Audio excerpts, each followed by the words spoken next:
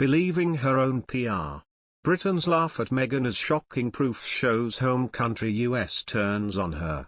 Britons have backed Americans after a poll showed Meghan Markle's support is waning in the US. A YouGov poll of 1,000 US adults from May the 18th to the 21st, 2022 found just 45% now having a favorable or somewhat favorable view of the Duchess of Sussex. Less than half, 46%, had a very or somewhat unfavorable view of her. Niall Gardner, a Washington-based foreign policy expert and royal family enthusiast, told Express.co.uk, the popularity of Meghan and Harry in the US has declined significantly over the course of the year, and that will continue to decline. The image of Meghan is plummeting in the US as it is in the UK.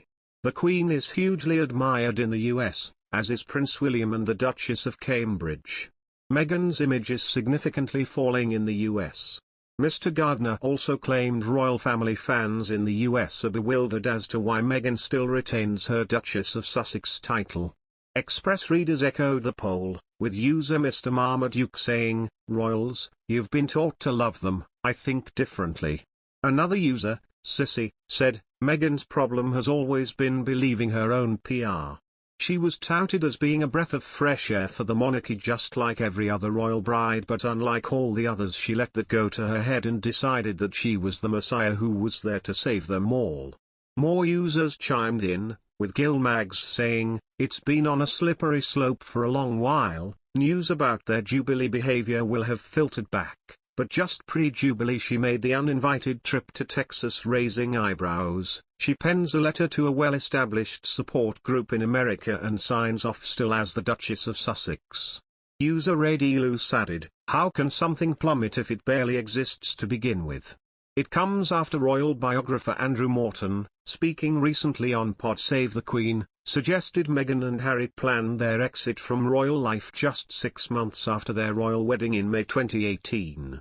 The Mirror reports Mr. Morton said, Harry was having conversations in a London hotel with Oprah Winfrey back in November 2018, just 6 months after they'd been married.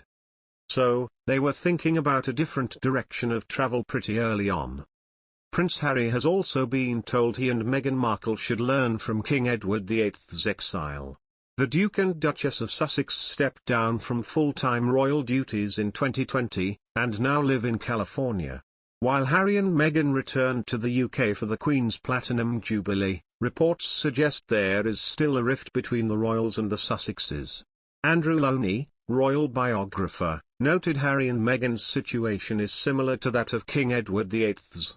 The former king married Wallis Simpson, an American who had divorced her first husband and was seeking a divorce from her second, which caused a constitutional crisis. When it became apparent he could not marry Wallis and remain on the throne, Edward abdicated the throne and was created Duke of Windsor.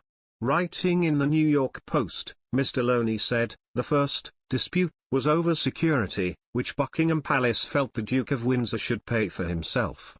Despite the squabbling, he ultimately enjoyed police protection until his death, a privilege only accorded to the Sussexes when in Britain.